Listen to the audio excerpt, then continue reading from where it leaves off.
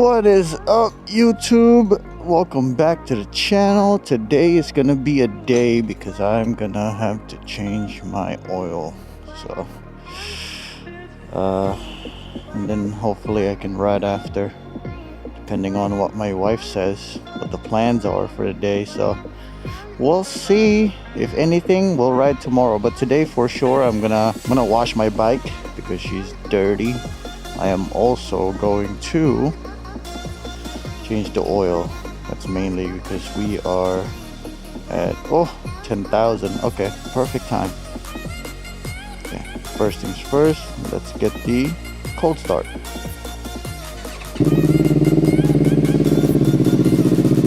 Oh, she sounds mean.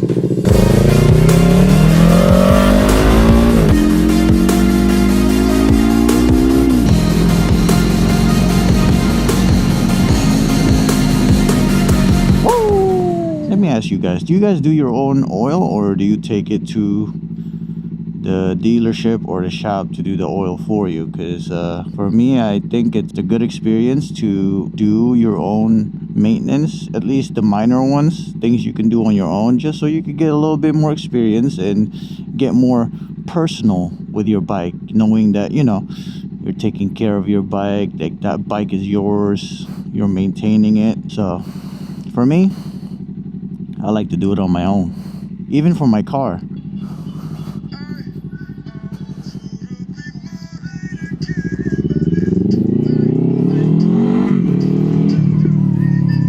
Woo! Alrighty guys, we are about to start. I'm gonna try to do this one hand so that I can show you guys how to do it. But it's pretty simple.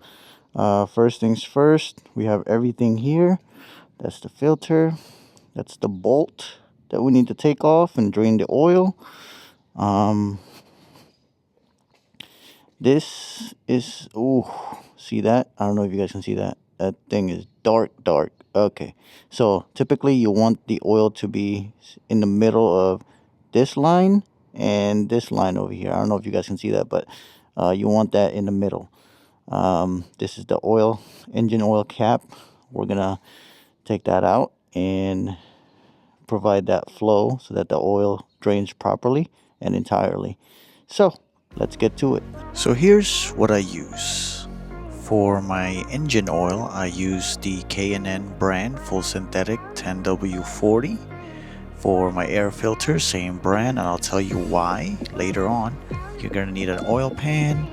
I'm gonna clean my bike later on, so I might as well do the chain as well, and a torque wrench. I forgot which size, but I'm sure you can figure it out.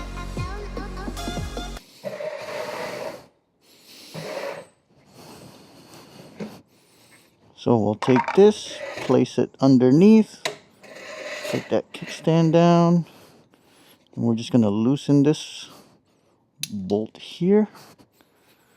First, we're gonna open this up just so we can get some airflow for when we okay. I hope I didn't tighten that. The oil is draining. It's all over my fingers. That's why we have towels for.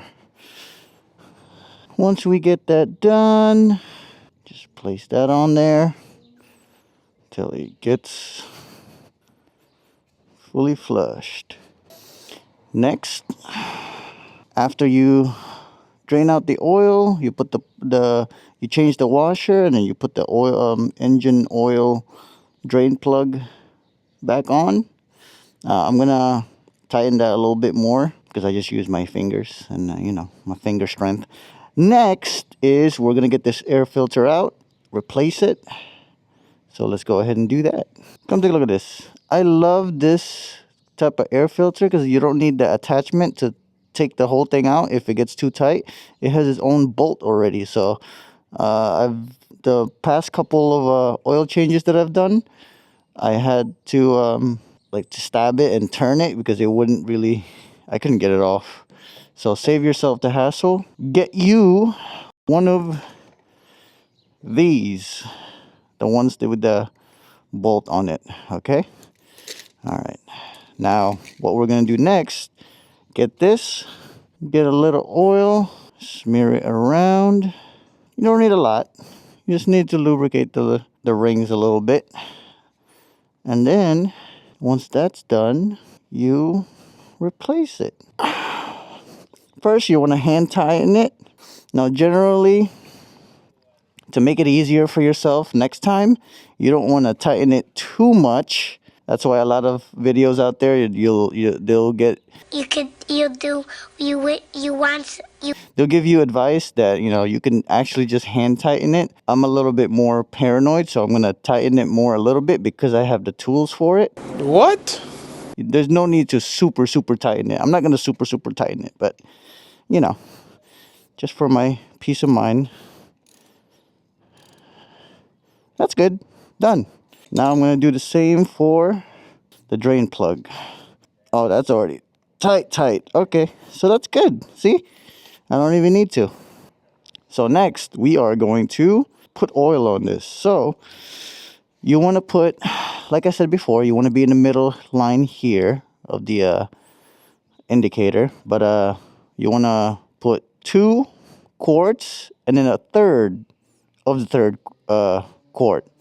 Okay, so try to just play around with it. Don't overfill it. Try to go a little bit lower because you can always put more later.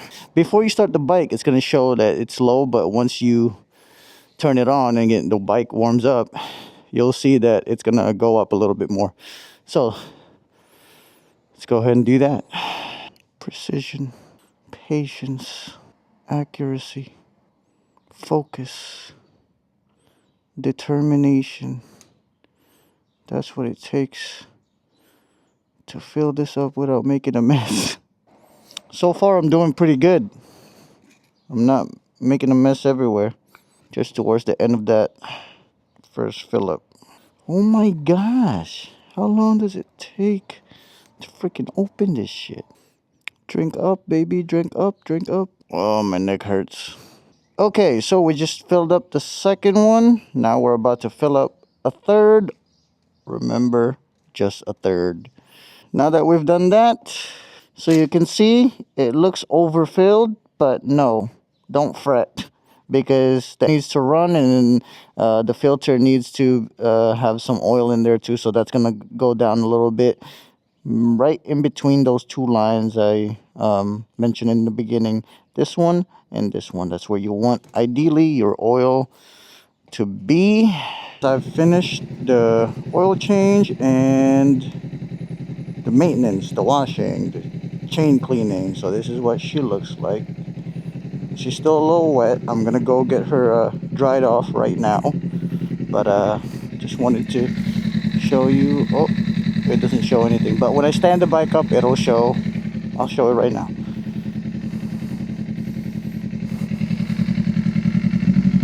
Actually, we're actually a little low. It's not going in the middle. Oh, there we go. It's climbing. So it's somewhere in the middle right now. I'll probably top some off later. Oh, see? It's rising. Keeps on rising. So yeah. Thank you guys for joining me in my maintenance today. I will now go for a ride. Maybe meet up with my wife. But yeah, that is enough for today. Thank you again for joining me in my maintenance today, and I'll catch you guys later. See ya.